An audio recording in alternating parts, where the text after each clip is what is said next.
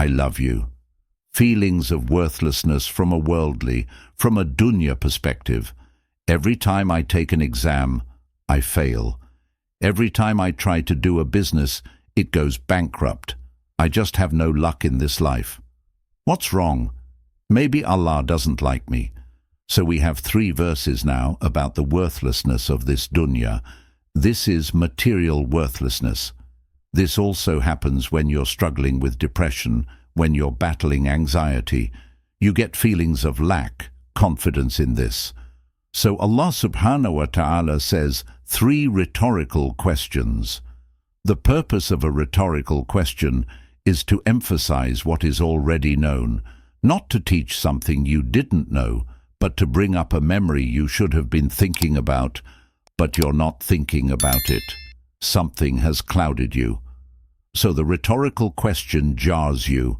It makes you alert.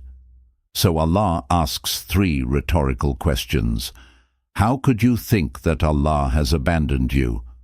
How could you think that you are no one, you have no worth?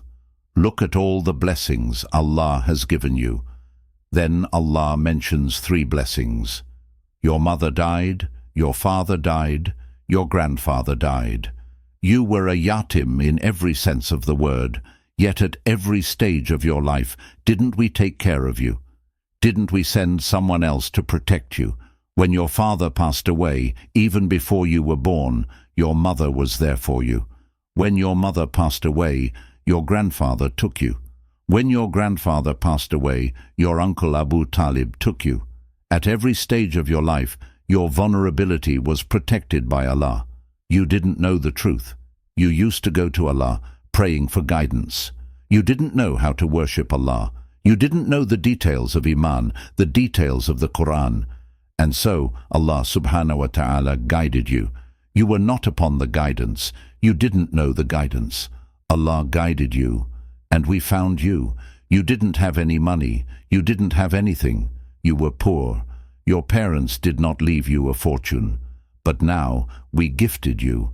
Our scholars say, here is Khadijah and the wealth of Khadijah. And this shows us the blessings of having a good spouse, a righteous spouse.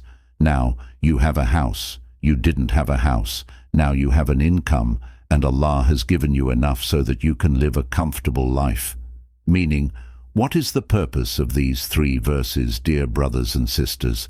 Anytime something negative faces you, anytime your business fails, anytime you're in a car crash, anytime your exam doesn't pass, anytime Shaitan comes and throws a thought in your head, oh my God, I have no luck. Realize there are always positives in your life that you're overlooking at that stage. Shaitan has caused you to neglect some of the biggest blessings that Allah has given you, and you concentrate on the negative rather than the positive. Look at all of these positives that you have. How could you ever have thought that Allah abandoned you, Allah neglected you, Allah hated you? How is that even possible? At every stage of your life, Allah blessed you with all of these things. So we learn from this. When feelings of worthlessness come, when feelings of despair come, don't look at the negatives, don't look at the failures. Remind yourselves of the positive. Okay, this didn't work out, but Allah blessed me with that. Okay, maybe I don't have something, but I have something else. Always look at the positives rather than the negatives. Always concentrate on the blessings and examine them rather than what you don't have.